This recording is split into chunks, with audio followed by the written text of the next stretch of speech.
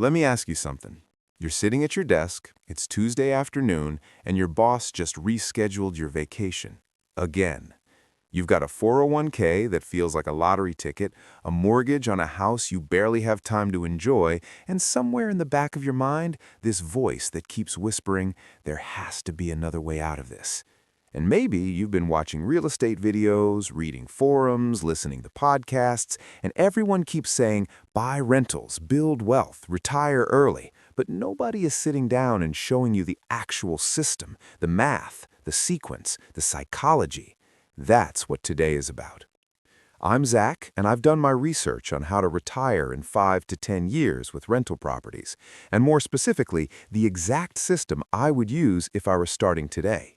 If you're someone who knows real estate is the path but feels paralyzed by where to begin, overwhelmed by the numbers, or scared you've already waited too long, hit subscribe and give this video a thumbs up because the next 15 minutes might be the most important financial content you watch this year.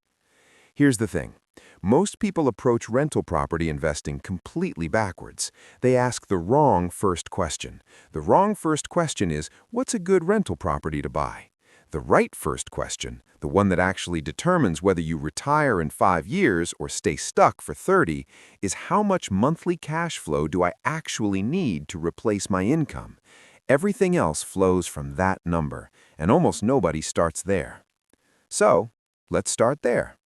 According to the Bureau of Labor Statistics, the median American household spends roughly $6,000 per month. That's the number. That's freedom. If your rental properties are generating $6,000 in net cash flow every single month, you don't need a job anymore. You need it to show up whether you're awake or asleep, whether you're in Cancun or sitting on your couch. Now, you might be thinking, $6,000 a month from rentals sounds like a pipe dream. But here's what most people don't realize. You don't need 100 properties to get there. You need a system, and you need to be strategic about the type of properties you buy and where you buy them. Let's build the math from the ground up. The industry benchmark for a solid single-family rental in a secondary or tertiary market is somewhere between $150 and $250 of net cash flow per unit per month. That's after your mortgage, your taxes, your insurance, your property management, your maintenance reserves, and your vacancy buffer. Some investors do better. Some do worse, but let's use $200 per month per door as our working number. It's honest, it's achievable, and it keeps us from lying to ourselves with fantasy spreadsheets. If you need $6,000 a month to replace your income, and each property nets you $200, you need 30 doors. Now that sounds like a lot, but here's where the system kicks in. You are not buying 30 properties all at once. You are using what I call the staircase method, and this is the part of the conversation that changes things for people. The staircase method works like this. In year 1, you buy 2 properties, not 30. 2. You pick a market, more on that in a minute. You find 2 properties that cash flow at your target number. You use conventional financing with 20 to 25% down, and you learn the business. That's it. That's year 1. Now, you might be thinking, 2 properties, that's only $400 a month. That doesn't retire anybody. And you're right. But here's what you're missing.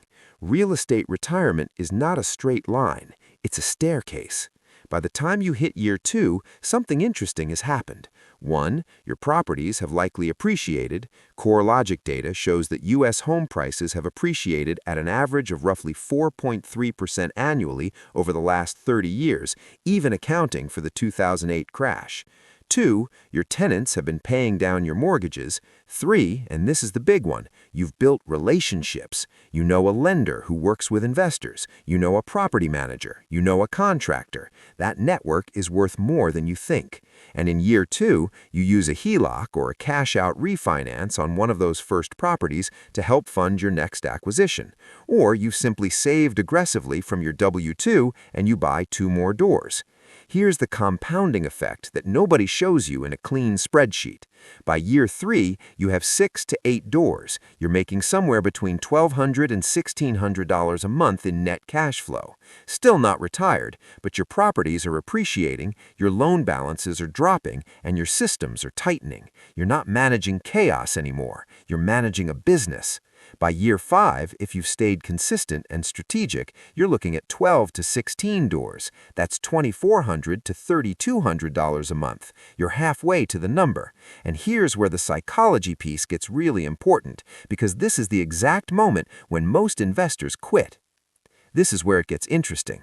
There's a concept in behavioral economics called the valley of despair. It's the point in any long-term project where you've put in significant effort, you're not yet seeing the full results, and your brain starts telling you it isn't working.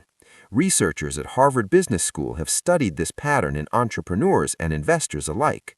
The people who push through the valley of despair are not smarter, they are not luckier, they simply have a clearer picture of where they're going.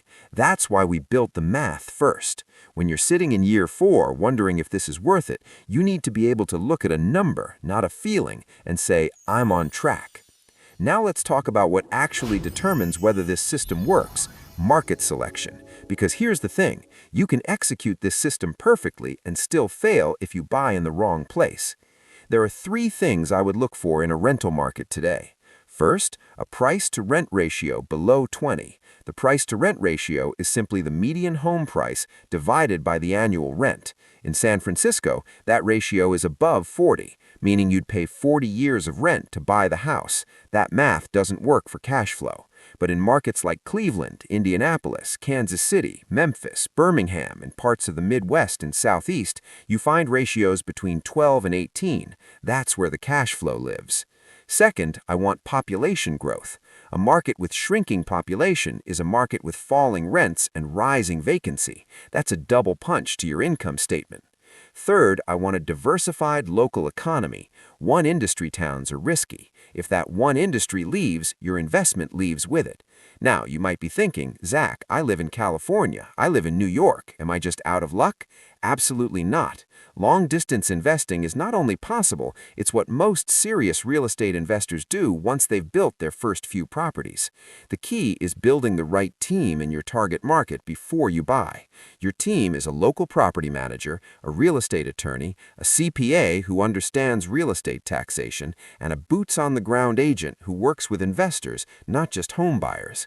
That team replaces your physical presence. You can own property in Indianapolis while drinking coffee in Los Angeles. Thousands of investors do it every single day. Let's talk about financing, because this is where I see the most confusion and the most fear. Conventional financing, your standard 30-year fixed mortgage, is your bread and butter for the first 4 to 10 properties. Fannie Mae and Freddie Mac allow conventional loans up to 10 financed properties per borrower. 10 doors, conventional financing, 20 to 25% down. After that, you graduate to portfolio loans, commercial financing, or creative structures. But here's the math on why this matters. On a $150,000 property with 25% down, you're putting $37,500 into the deal. Your mortgage on the remaining $112,500 at a 7% interest rate over 30 years is approximately $748 per month. If that property rents for $1,200 per month and you budget 10% for vacancy, 10% for maintenance, and 10% for property management, that's $360 off the top. You're netting roughly $92 after the mortgage. That's thin math.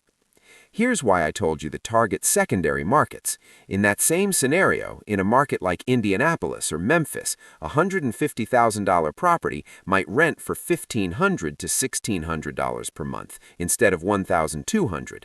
That extra $200 to $300 in gross rent completely transforms your cash-on-cash return. The down payment is the same, the mortgage is the same, the management cost is similar, but the cash flow jumps to $250 to $350 per month. That's the difference between a system that works and one that slowly exhausts you.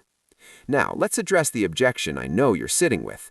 I don't have $37,500 lying around for a down payment. Fair. Here's what most people don't realize. There are several legitimate ways to access capital that don't require sitting on a pile of cash. First, House hacking. You buy a 2 to 4 unit property using an FHA loan, which allows as little as 3.5% on owner-occupied multifamily. You live in one unit, rent the others, and your tenants subsidize your mortgage. You save aggressively for 12 to 24 months, then move out and convert it to a full rental. The National Association of Realtors reports that the median first-time buyer stays in their home for only 6 years. You don't have to be there forever. Second, the BRRRR strategy. Buy, rehab, rent, refinance, repeat. You buy a distressed property below market value, force equity through renovation, rent it out, refinance based on the new appraised value, pull your original capital back out, and repeat the process. Done correctly, you can recycle the same pool of capital multiple times. Done incorrectly, you can lose your shirt, so this one requires education and a trustworthy contractor before you jump in. Third, partnerships. You bring the knowledge and the management, someone else brings the capital. You split the returns. It's not sexy, but it works, and it's how many of the largest real estate portfolios in this country got started. Here's the thing about partnerships that nobody tells you. They're not a last resort, they're a growth accelerator. If you can consistently find and analyze deals, manage a renovation, and operate a rental, that skill set is genuinely valuable to someone sitting on capital they don't know how to deploy. You'd be surprised how many people in your existing network are looking for exactly what you can offer. Let's bring this back to the 5 to 10-year timeline, because I want to make sure you leave with something concrete. In 5 years, using the staircase method, buying 2 properties per year in a cash flow-friendly market, you're looking at 10 doors.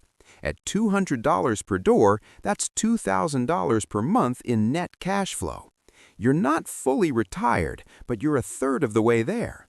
Your portfolio has appreciated, and your loan balances have dropped. You now have options you didn't have 5 years ago. In 10 years, you're looking at somewhere between 20 and 30 doors, depending on whether you've used refinances or partnerships to accelerate. At 25 doors and $200 per door, that's $5,000 per month. You're within striking distance of full replacement income. And here's the piece the calculators miss.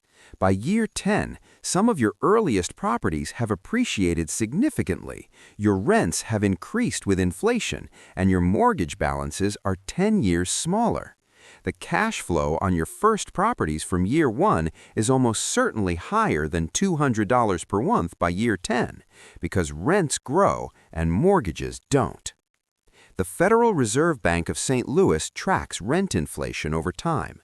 Since 2000, residential rents in the United States have increased at an average of roughly 3% per year.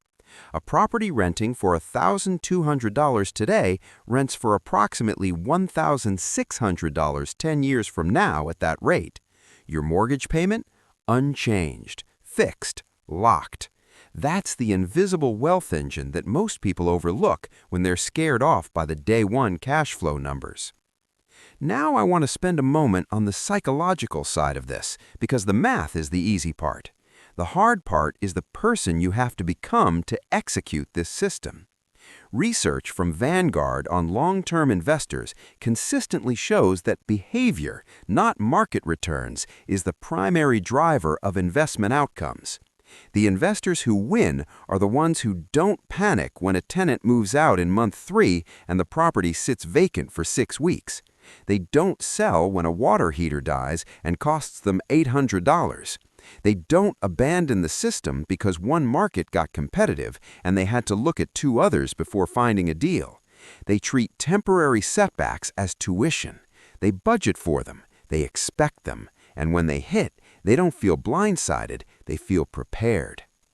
Build 3 months of reserve funds per property before you consider yourself financially stable in this business. Not 1 month, 3. That reserve is not wasted money sitting around doing nothing. That reserve is the psychological armor that allows you to make calm, rational decisions when things go sideways. And things will go sideways. Every landlord has stories. The investors who survive and thrive are the ones who funded their reserves and stayed calm. Here's what I want to leave you with. The system I've laid out today is not theoretical, it's not aspirational, it's arithmetic. 2 properties per year, in the right markets, with the right financing, managed by a reliable team, with reserves funded and rents growing over time, that is a mathematical path to financial freedom in 10 years or fewer. It requires patience, it requires education, it requires the willingness to take imperfect action rather than waiting for perfect conditions that will never arrive. The average American spends 45 years trading their time for a paycheck and retires with insufficient savings. According to the Federal Reserve Survey of Consumer Finances, the median retirement account balance for Americans between 55 and 64 years old is only $134,500. That is not enough. Rental properties, bought strategically, financed correctly, and managed like a business, are one of the most reliable vehicles for building real, lasting financial independence that this country has ever produced. The tax advantages alone, depreciation, the mortgage interest deduction, the 1031 exchange, are extraordinary. But that's a whole separate video.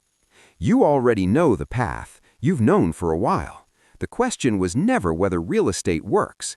The question was whether you had the system clearly enough in your head to actually start. Now you do. Go find your market, run your numbers, buy your first 2 doors. I'll be here for every step after that. All right, that's a wrap for today. If you found this video helpful, make sure to hit that like button and subscribe for more tips on building wealth through rental properties. And don't forget to turn on the notification bell so you never miss a deal, strategy, or market insight. If you've got questions about rental property investing, drop them in the comments. Remember, the key to building real wealth is taking consistent action, one property at a time. I'll see you in the next video. Let's keep growing our portfolios together.